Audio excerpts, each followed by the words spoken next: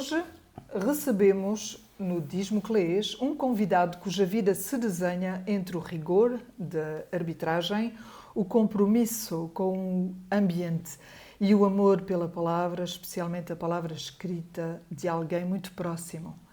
Paulo Jorge da Silva Carvalho tem 58 anos, é segurança no Tribunal do Concelho de Alcobaça e dedicou grande parte da sua vida à arbitragem no hóquei em patins, chegando inclusive à primeira divisão nacional.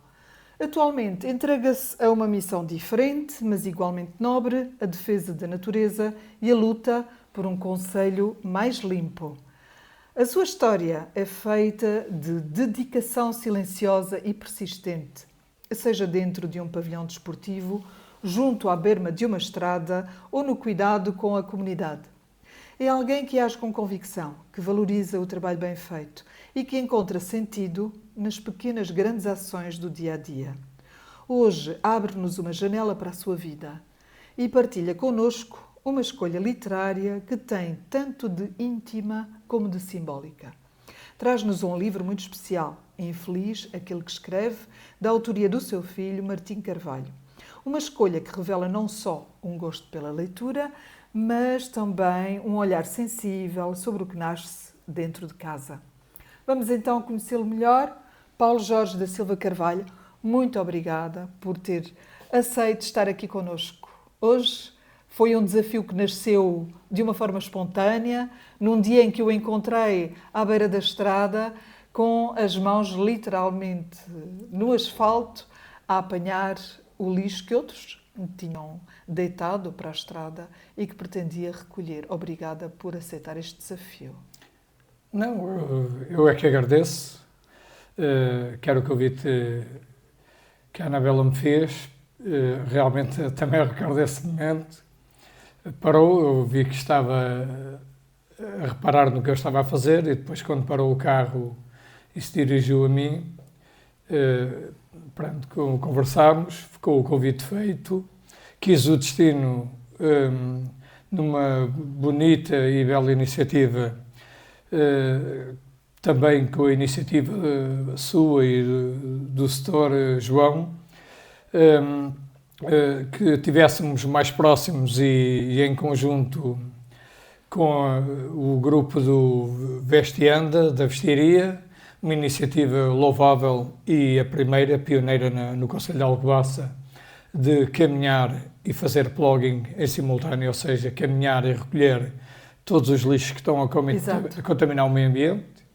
Foi muito giro. Um abraço à Junta de Freguesia de Alcobaça e Vestiaria por essa iniciativa, a todos os que participaram. Foi uma tarde maravilhosa. Muita gente percebeu o que realmente não se faz e que se devia fazer. Eu luto. Desde sempre fui um bocado assim, mas comecei há 9 anos nisto, mas há 6 dediquei-me um bocado mais de alma e coração. Não é só o nosso concelho, também eu faço noutros concelhos, Caldas, Rio Maior, mas essencialmente incide no nosso concelho. Já lá vamos, Paulo. Sim. Vamos voltar atrás um bocadinho, vamos conhecê-lo um bocadinho melhor. Sim. Tem 58 anos, é um jovem, mas como é que era o Paulo quando era mais novo, quando era criança? Que sonhos tinha nessa altura? Sonhava ser árbitro? Sonhava ser segurança? De todo. Não, então conte-nos lá um bocadinho da sua história para o conhecermos melhor. Não, pronto, agradeço. De facto, já fui mais jovem, sinto-me dinâmico. Isto é a idade, não tem, o dinamismo não tem a ver com as idades, tem a ver com a nossa força de vontade, o nosso estado de espírito, o nosso querer. Eu tenho um bocado a ideia, assim, pode parecer... Eu gosto de ser simples, mas ser simples, mas dinâmico e persistente. Porque quando eu vejo que algo está mal, gosto de contribuir para melhorar, mas sou assim perante a natureza, sou assim perante pessoas que possam ter mais dificuldades, que tenho ajudado, procuro ajudar. Há uma vertente nisto do plugging e do recolher do lixo em grande parte das freguesias do nosso concelho. Além disso, ainda recolho tampas para um menino que é do Carvalhal Bem Feito, que é o Pedro Querido, que já tem lá mais um sacalhão enorme quer continua a recolher tampinhas? Continua a recolher para ele, para ajudar nos tratamentos dele. Mesmo com a dificuldade que nós temos agora, porque as garrafas agora... Sim, mas recolho imensas e muita gente deixam à minha porta garrafões, outros telefonam, porque depois, quando é uma coisa para fazer bem, cria-se uma rede. Ainda há a vertente, quem era o Paulo Carvalho... Em jovem, em criança. Em criança. Lembra-se dessa época? Lembro-me bem dos sonhos, tenho bem presente os sonhos que tinha. Na verdade, Turquel é a aldeia do hóquei em patins, conhecida a nível nacional e até internacional. Tive o privilégio de nascer e crescer na terra do hóquei, mas a minha paixão não se concretizou em parte, era ser guarda-redes de futebol. Mas também era franzino. Em Turquel também não havia propriamente um clube de futebol, e o hóquei é que era, e então comecei a jogar hóquei em patins com 5 anos, comecei a patinar no ringue, depois mais tarde veio o ringue novo, onde hoje é o pavilhão do Hóquei Clube de Turquel, e aí fui praticando o meu desporto. Uma parte do sonho foi realizada quando mais tarde um moço de Turquel, que era o Pedro Roxo, implantou o handball. E aí fui guarda-redes de handball, jogava hóquei, patins e handball em simultâneo. Ficou aquela paixão pela baliza, mas no hóquei patins estava próximo de concretizar aquilo que seria o Paulo Jorge da Silva Carvalho pequeno. De que idade é que estamos a falar? Né? Temos a falar de... Comecei a patinar com 5 anos, 6, depois começámos a jogar com 7 e 8, até que depois aos 13, 14, não recordo o ano, mais ano, menos ano, houve o handball no Hóquei Clube de Turquel, que infelizmente por um acidente fatídico em Leiria com a equipa feminina, a modalidade foi extinta no clube. Entretanto, e porquê é que estou a dizer isto? Porque toda esta vertente pequenina e jovem e a irreverência que tenho para ser diferente, sem querer ser mais que ninguém, que não sou, obviamente, já era assim de pequeno e veio-se a traduzir numa coisa que me marcou para o resto da vida, até aos dias de hoje.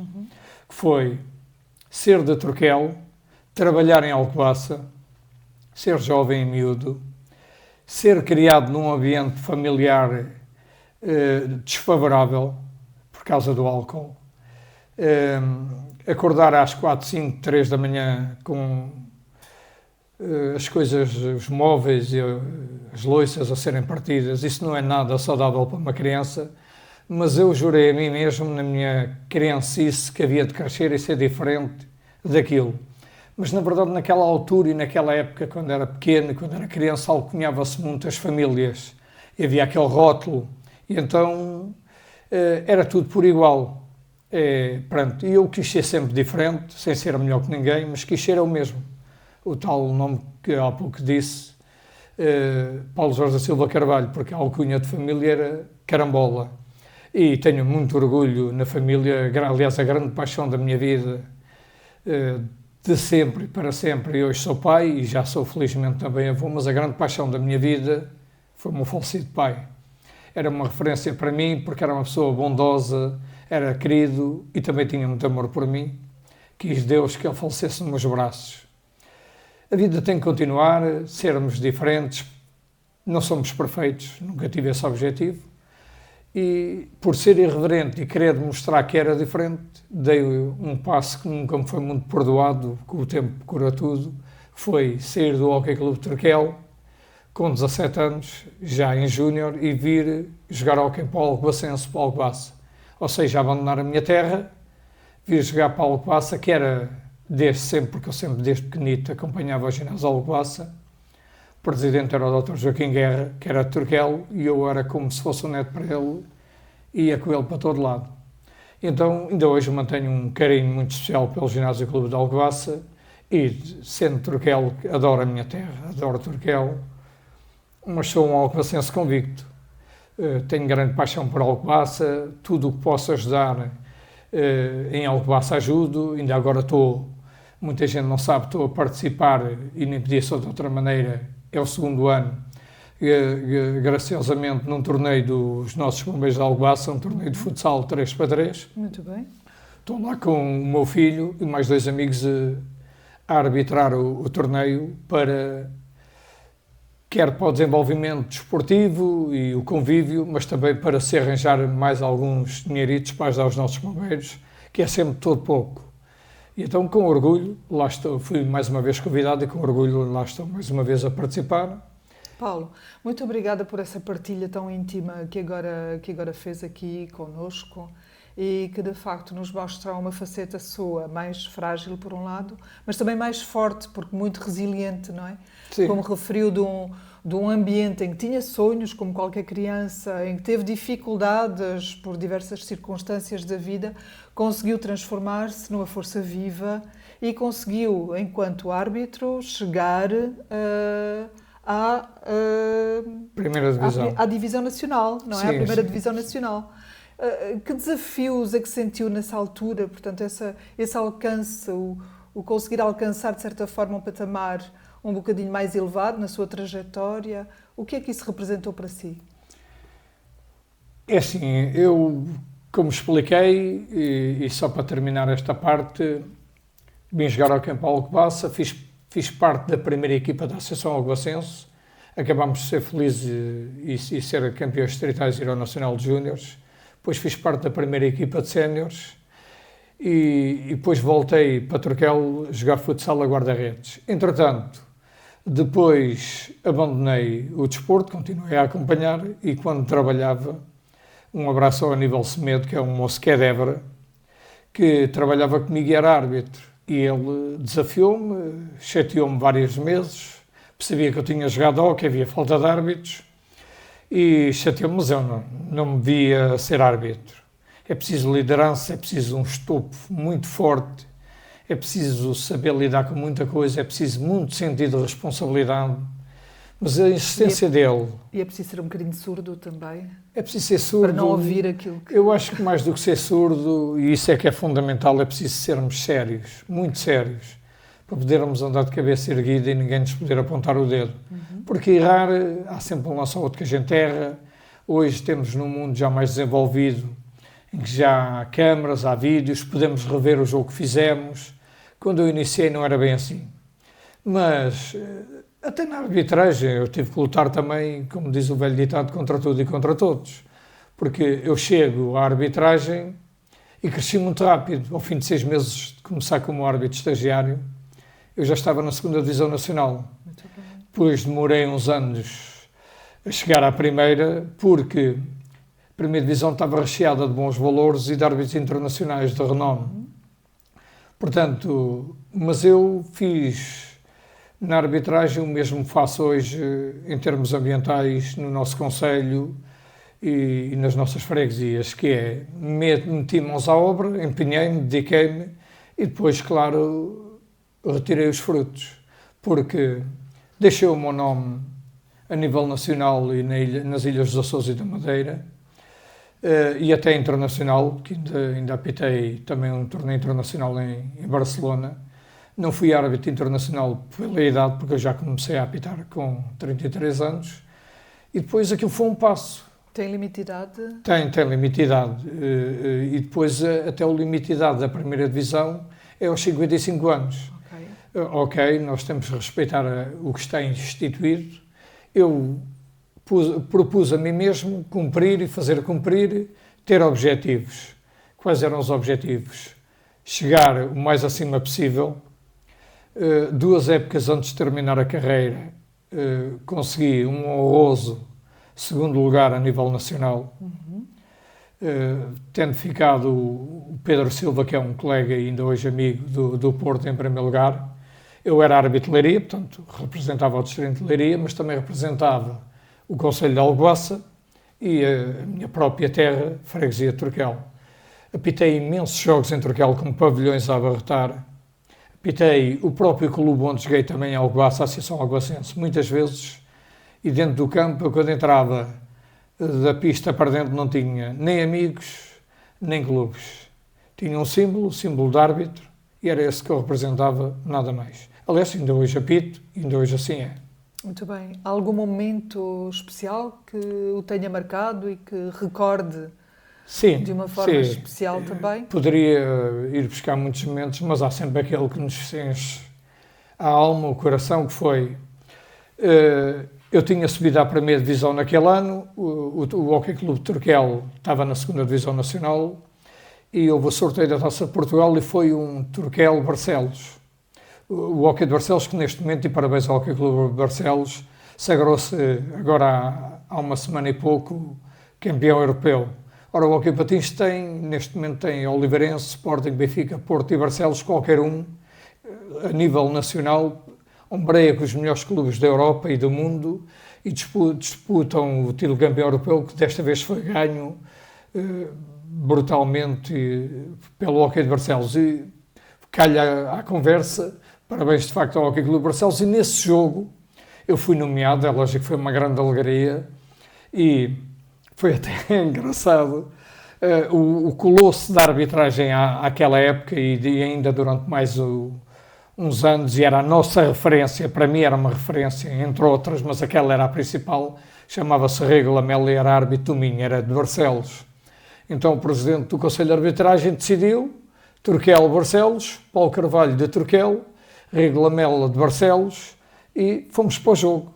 Fomos avaliados, como é óbvio, tínhamos um avaliador, tivemos os dois, nota máxima, o jogo correu-nos soberbamente bem. Muito bem. Qual é o grande coisa do jogo?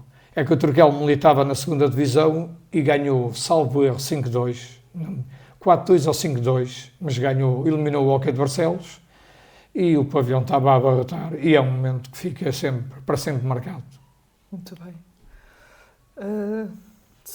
Está-me a falar assim do seu lado de árbitro, já falámos das suas preocupações com a natureza, referiu assim mais ou menos de relance que também tinha a função de segurança no tribunal, ainda é segurança no tribunal? Sim, felizmente estou no tribunal de Alcobaça há 6 anos, antes trabalhava em Caldas, Rio Maior, e estou lá por convite de um ex-colega de trabalho, que depois era supervisor numa empresa, e que me fez o convite, sou-lhe grato, que é o Arlindo Cruz, um amigo de há muitos anos, porque até no trabalho e na vida, por vezes, temos que saber manter as amizades, e mais tarde, se calhar os amigos lembram-se de nós, mas não se lembram de nós pelos nossos lindos olhos.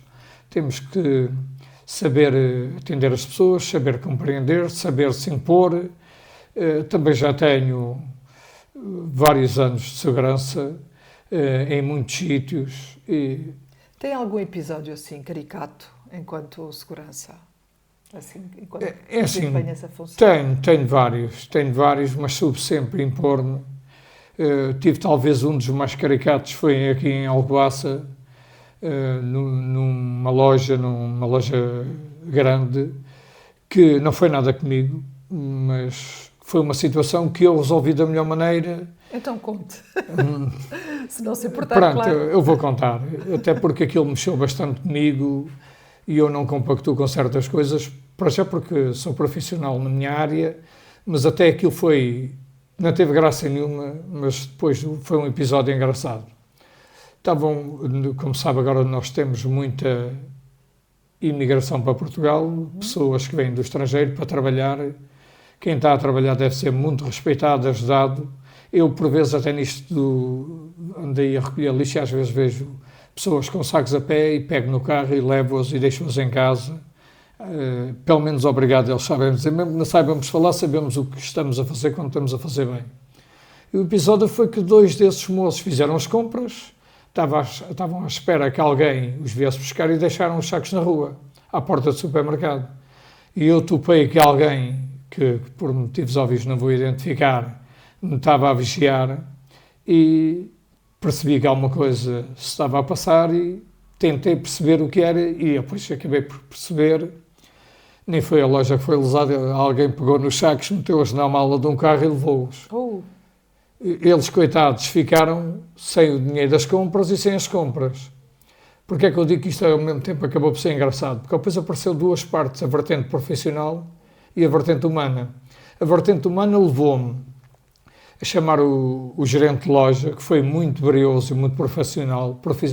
Ele provavelmente não vai ouvir isto, é um moço de Orém,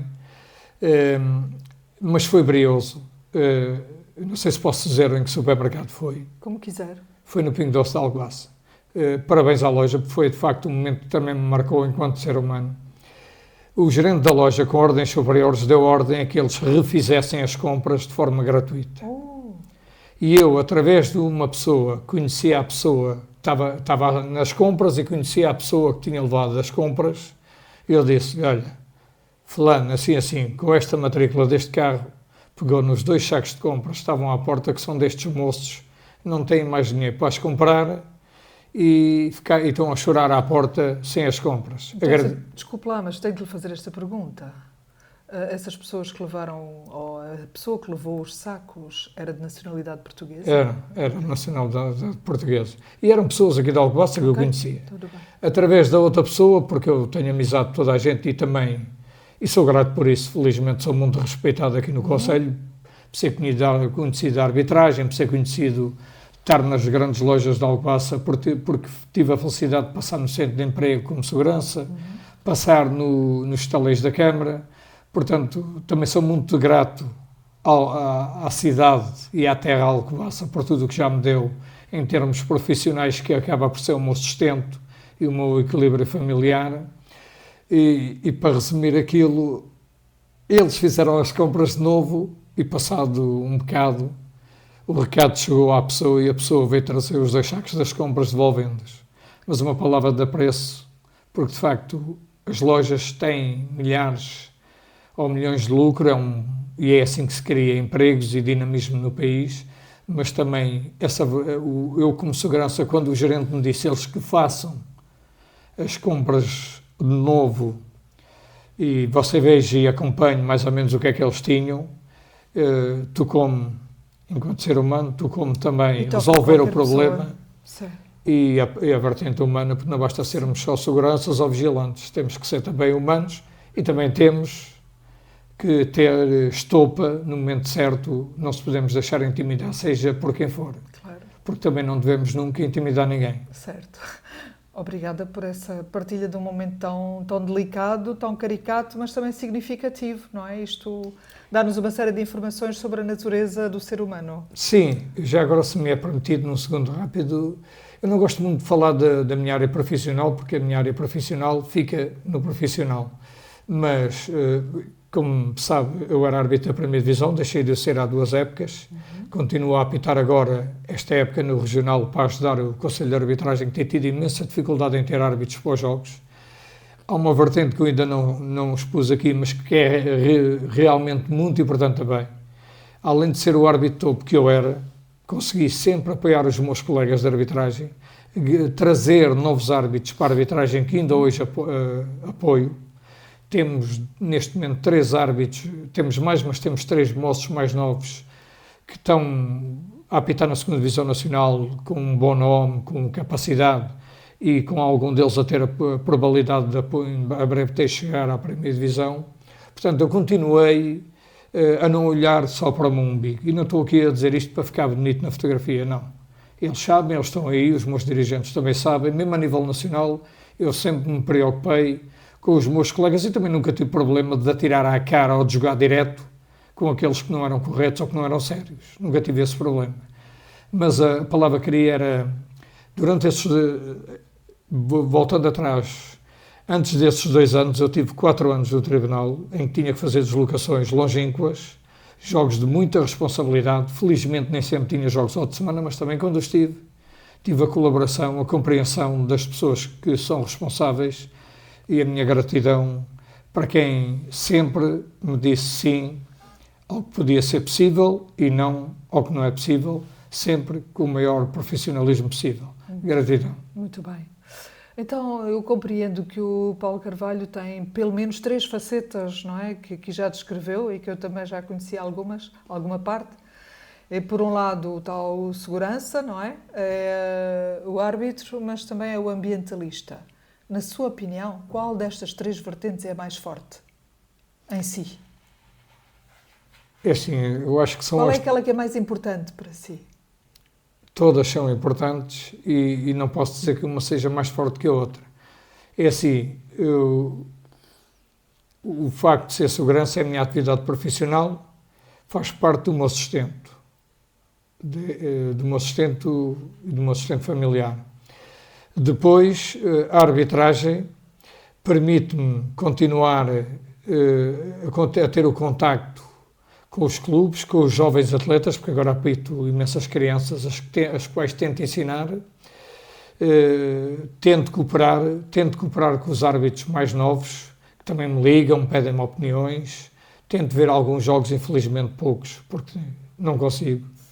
E a vertente da limpeza urbana, que é o plugging, é importantíssimo. E é importantíssimo porque nós temos numa cidade, que é uma cidade importantíssima, não tem gente nem pensa nisso. Tem um nome lindíssimo que é Alcobaça, e já cheira assim a feminino, né? Mas Alcobaça tem muitas vertentes.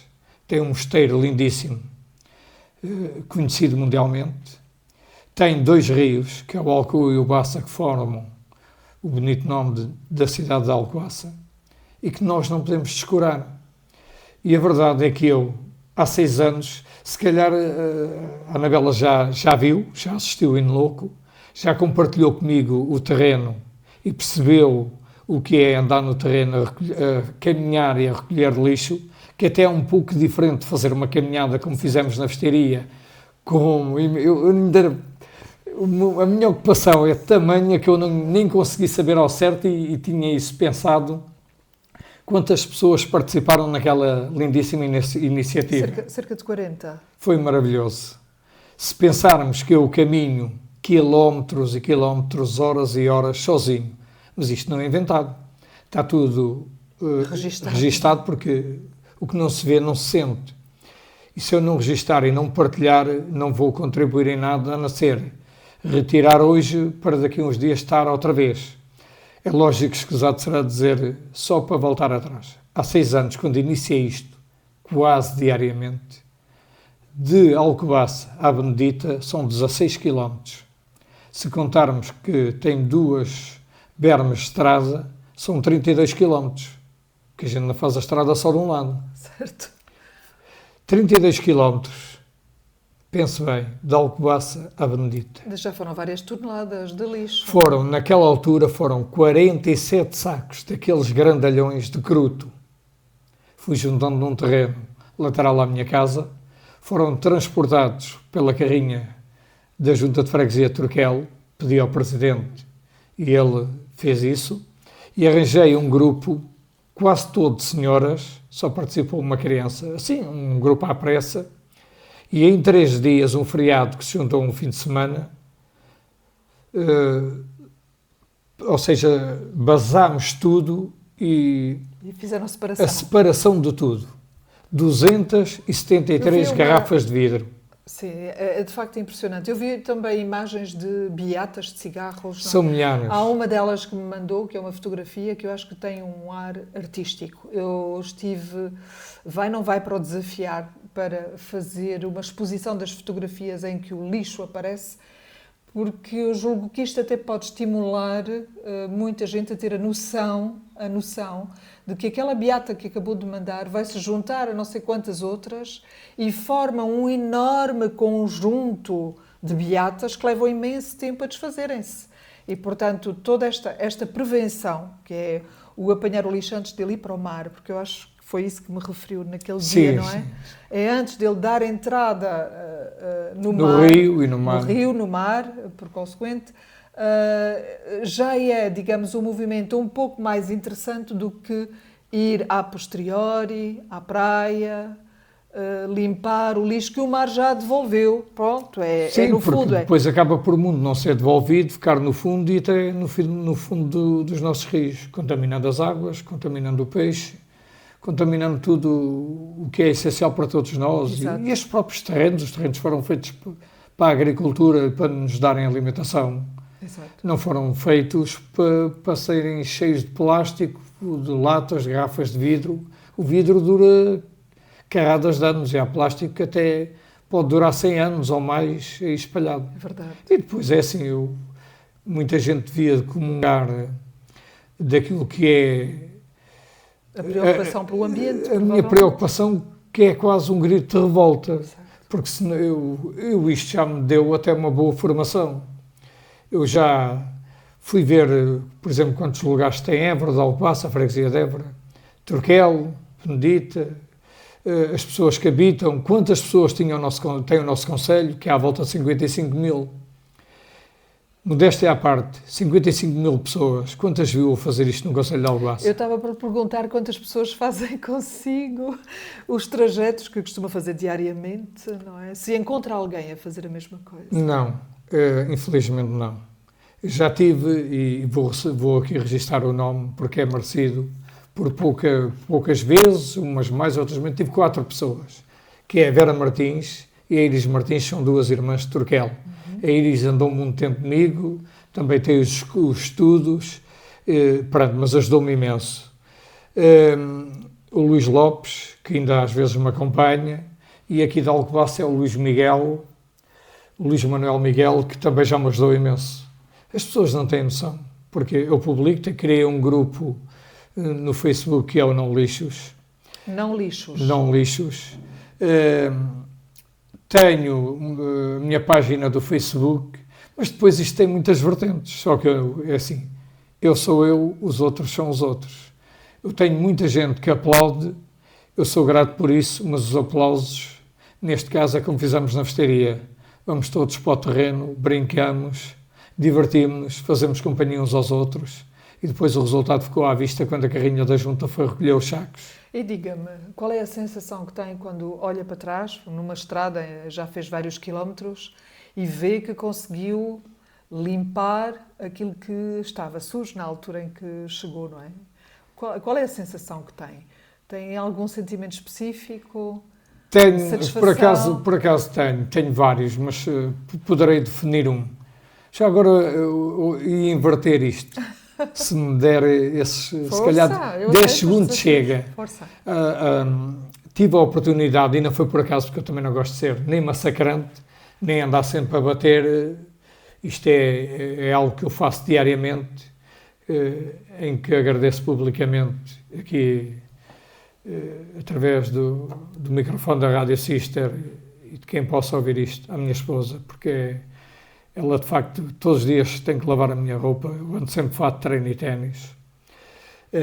A roupa tem que ir sempre para lavar, diariamente.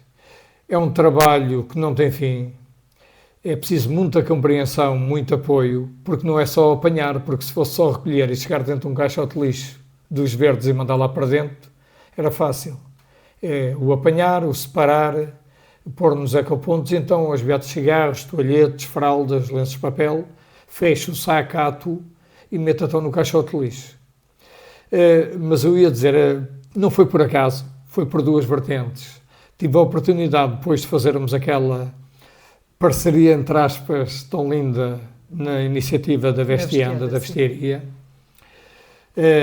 e também com o apoio e ajuda dos crossmates que eu não conhecia, um abraço para eles, de massacrá-la um pouco, entre aspas, através do seu WhatsApp pessoal e partilhar consigo diariamente, porque sabia que vinha esta entrevista, partilhei consigo diariamente os trabalhos que fiz. E não foi por acaso. Qual é a sensação de todas as imagens que viu nestes últimos 15 dias? É impressionante, de facto é impressionante. Embora, assim, eu também não sou uma pessoa desatenta. Sim. Mas é como lhe dizia... Se fosse eu não estava agora, aqui. Obrigada. É como lhe dizia ainda agora, que acho que há algumas imagens que são autênticas obras de arte. E são obras de arte porque revelam, mostram o lixo que nós produzimos. E então o desafio seria mesmo que pudesse fazer uma exposição com as fotografias que tirou e que partilhou comigo. Por isso é que eu estava a dizer que acho que valia a pena. E que partilho publicamente no meu Facebook, também no grupo Não Lixo que criei, já estava no tribunal, mas depois há aqui 2 ou 3 vertentes que eu ainda não expus, mas vou rapidamente expô-las, que é o seguinte, e temos que ser fortes, que é, depois há aquele amigo ou amiga que entra no nosso Facebook e de forma depreciativa vem-nos dizer, o teu Facebook parece um caixote de lixo. E eu digo, obrigado, mais uma vitória. Depois há o outro Eu lembro-me concretamente de uma pessoa, porque eu tenho amizade há muitos anos com ela, com o marido, uma moça que escreveu, e continuámos a ser amigos, porque eu sei dar a volta às situações, é que ela escreveu inadvertidamente: andas a retirar o lixo dos caixotes de lixo. Ora, se eu andasse a retirar lixo dos caixotes de lixo, não vinha expor isso no meu Facebook. E o desafio foi fácil, só lhe respondi uma resposta singela de amizade. Disse: olha, quando quiseres, escolhe a estrada, o caminho, na tua terra, um lugar que tu conheças, que queiras, e vamos caminhar juntos. Infelizmente, ela nunca aceitou, nunca me deu uma resposta positiva, mas continua a acompanhar os meus trabalhos. Muito bem, e que de facto é um trabalho absolutamente precioso. Só que o tempo vai passando e nós temos que avançar nesta entrevista. Força. Se tivesse 3 palavras para se descrever, quais é que escolheria? Irreverente, dinâmico e considero-me uma pessoa também um bocado humana. Muito bem, foram 3 palavras sintéticas. Eu posso acrescentar atenção, uma pessoa atenta, ética e equilíbrio. Se não fosse atento, não podia ser segurança. Claro. Ou vigilante. Com a noção de ética e também com a noção de equilíbrio, porque preza o equilíbrio do ambiente, do meio ambiente em que vive, não é? E tenta... em que eu vivo, mas em que todos nós vivemos. Claro, em que nós vivemos. E em que principalmente as gerações seguintes vão ter que viver. Então, e por falar nas gerações seguintes, acha que a leitura pode contribuir para que os mais jovens possam ficar despertos para esta problemática que nós vivemos hoje em dia? Obviamente que sim. Eu, surpreendentemente, e não posso dizer o contrário, fui surpreendido até pelo facto do meu próprio filho ter escrito um livro, conforme já disse aqui o título. Como pai, que posso dizer, é um orgulho, né? Mas, na verdade, eu não vou desmentir e não vou estar aqui a contrariar uma coisa que é óbvia. Quem é árbitro como eu sou, quem trabalha 10 horas no posto profissional que tenho, diariamente, e quem depois anda 2 horas, 2 horas e meia, 3, 3 e meia, e até 4 horas, agora no verão as noites são meia horas, por dia e mesmo aos fins de semana, nesta labuta a que eu me entreguei, é lógico que eu não acompanhei como devia o meu filho. Mas ele não tem pena nenhuma disso. Eu tenho uma filha também, um beijinho grande para ela, felizmente já é casada, já tem a vida dela organizada. Sou grato por isso à minha família, que me permite também eu poder ter tanto tempo fora e andar nesta labuta. Mas a sua vida é uma vida de exemplo, é uma vida que lhes transmite valores, obviamente. Sim, o seu percurso mostra, não precisa muitas vezes de falar para se perceber que se trata de uma referência. Há um exemplo, sim, há um exemplo, há um nome, a gente vivemos numa sociedade, eu prezo por ser e tentar ser amigo de toda a gente, sem ser nenhum santinho que não sou, senão já tinha aqui do altar abaixo. Depois o meu filho, pronto, há esta vertente, ele agora falou na escrita, e bem, a escrita pode ajudar muito, porque eu vou fazer aqui, abrir um parêntese rápido, tem tudo a ver, está tudo interligado. Para ser não é um grande árbitro, o grande é pelo tamanho, mas para ser um bom árbitro, para se chegar ao topo na arbitragem, em qualquer modalidade, seja ela qual for, há regras. É como um doutor juiz ou um professor. Tudo está escrito. E nós temos que ler, memorizar e trabalhar no que memorizamos. E a arbitragem não se dissocia da leitura. O árbitro tem que ler as regras.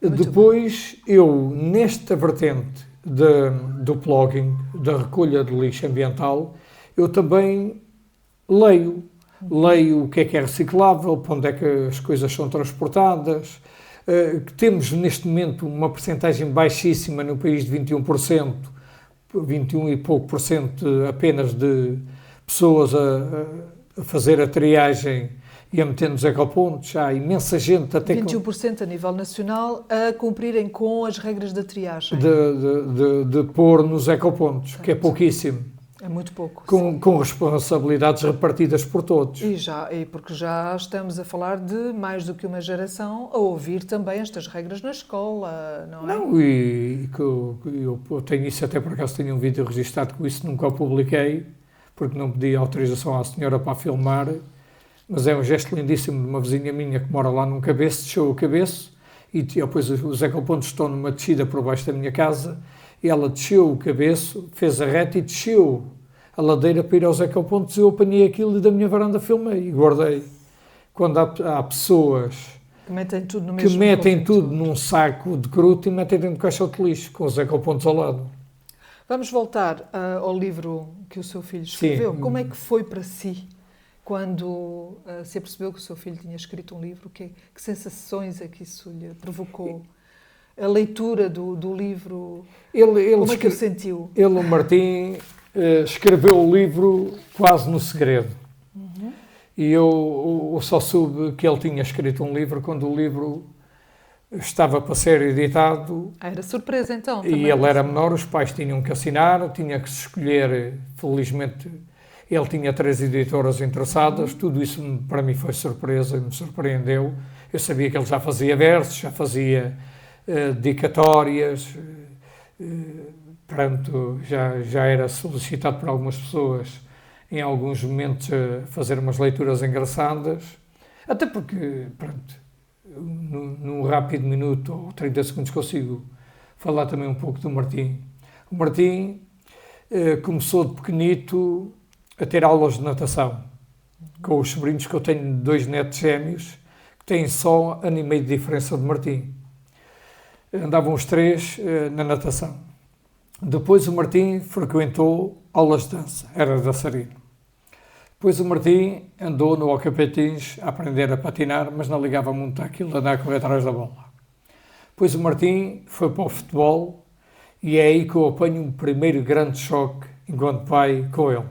Porque ele era um belíssimo guarda-redes, é alto, era assim como um miúdo arrojado, dinâmico, era destemido. E um dia o treinador chamou-me lá e disse-me: Paulo, como teu amigo, digo-te, Martim, tens de tirar daqui o Martim, porque ele só vê a arbitragem. Ele veio um choque, porque gostava de o ver na baliza, porque sabia que ele podia ter um largo caminho, mas tive de fazer uma pausa, pensar, pronto, é isto que ele quer, é no que ele quiser que eu tenho que apoiar. Uhum. Hoje o Martim é árbitro de futebol, apita ao Hockey Patins também, Okay. em termos oficiais. Seguiu as pisadas do pai. Seguiu então. as pisadas do pai, apita também torneios de futsal, está comigo também nos bombeiros de forma graciosa. É um orgulho. E escreve. Importa-se de me passar claro um que livro não, só para mostrar. Então temos o Martim Carvalho, que escreveu Infeliz, aquele que escreve. Também é um título especial. Infeliz, aquele que escreve. Quer falar um pouquinho sobre este título? Como é que eu hei de descrever isso? É assim, sinceramente, quando li o título, eu fiquei assim um bocadinho chocado. Ainda tem aqui um subtítulo que refere: a vida é a arte de refletir sobre o pior de todos nós. Pois, porque é assim, refletir sobre tudo o que é bom é fácil. Refletir sobre o pior de todos nós e aquilo em que erramos torna-se sempre mais difícil. Eu sinceramente digo, quando me foi transmitido o título do livro, fiquei um bocado chocado. Enquanto pessoa, enquanto pai, mas depois, tirando a vertente de pai, como pessoa fiquei infeliz daquele que escreve, tive que abrir um parênteses para pensar e repensar. Aqui, não sei se acredita, até hoje ainda não questionei bem o meu filho o porquê deste título. Mas interiorizei e pensei para mim próprio, e penso que é a conclusão certa, é que a pessoa que escreve sozinha, no silêncio. Pelo menos com ele, ele fechava-se no escritório a estudar, até porque ele tem sido um excelente aluno, neste momento está na Universidade em Coimbra, nunca perdeu um ano, e o sonho dele, que é mais uma coisa que me orgulha e que me deixa um bocado, porque vejo como é que o mundo está a circular. Ele quer ser professor de português. Muito bem. Eu olhar para o meu filho que escreveu um livro, vê-lo lá apitar a partir dos 14 anos, no meio de homens, no meio de pavilhões cheios, no meio de estádios de futebol, em que ele quase não cresceu. Ele quase não teve tempo para crescer. Teve que se fazer homem num instante. Mas é um enorme orgulho. Ele é educado, é muito responsável, é amigo do seu amigo. Aliás, todos os colegas de escola, colegas feminino e masculino, têm grande carinho e amizade por ele. Não é por ele ter escrito um livro, não é por ele ser árbitro, é por tudo. É um conjunto. A mãe também fez um grande trabalho, é uma excelente educadora, sem dúvida, e é uma grande mãe. Mas pronto, eu sinceramente, enquanto pai, não é fácil falar dele. Só posso sentir orgulho, vaidade e que ele seja sempre muito feliz, que é o que desejo para os filhos de toda a gente. Eu, quando apito, também apito filhos, que é os filhos dos outros. Quando apanho o lixo, é para o bem de toda a gente, dos filhos do Paulo Carvalho e dos filhos de todos. De todos, claro. E netos. E, de facto, fui surpreendido com esta façanha dele de escritor. Também fui surpreendido com o facto de ele querer ser professor. Limitei-me sempre a respeitar o espaço dele, a dar-lhe bons conselhos. Também felizmente, nunca precisei de dar grandes. Muito bem. A mãe foi sempre uma mãe galinha, presente em tudo. Estamos a chegar ao fim da nossa entrevista.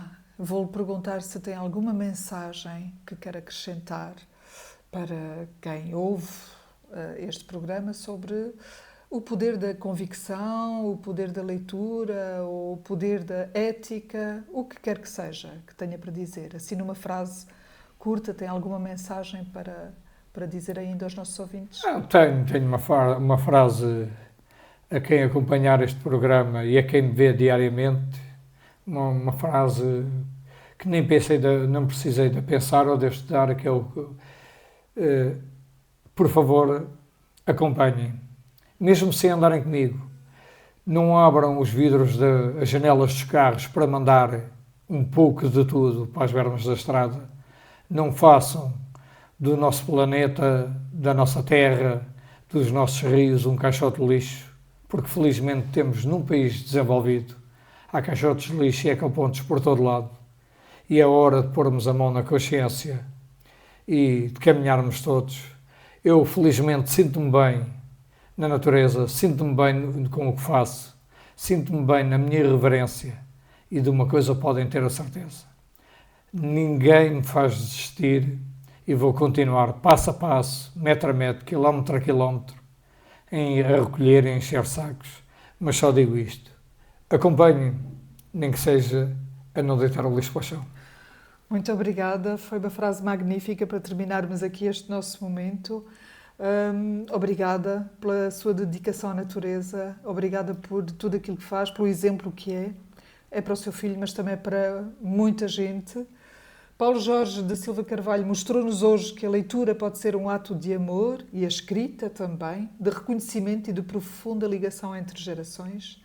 Entre a firmeza de um apito num ringue e a delicadeza de um verso escrito por um filho, há uma vida de dedicação e cuidado com o outro, com o ambiente, com as palavras. A sua entrega diária à preservação do ambiente é um exemplo de cidadania ativa e as suas últimas palavras são isso mesmo, são um apelo à cidadania ativa. Um gesto simples, mas poderoso, que nos lembra que a natureza também se protege com as mãos no chão, com os olhos atentos e com o coração que nos leva a protegê-la. Obrigado por ter partilhado connosco o seu percurso e esta escolha tão íntima do livro que o trouxe até aqui. Porque, afinal, diz-nos o que lês, dir-te-ei quem és.